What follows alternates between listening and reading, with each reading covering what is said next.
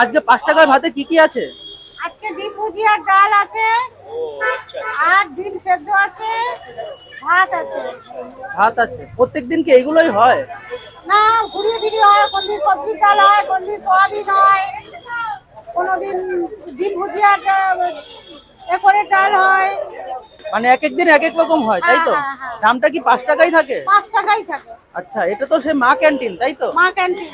আচ্ছা, এখানে কতজন লোকের খাবার দেওয়া হয়? এখানে মিনিমাম মানে 1100 লোক। 1100? প্রতিদিনই কি 1100 দেওয়া হয় না? না, 1100 এরকম।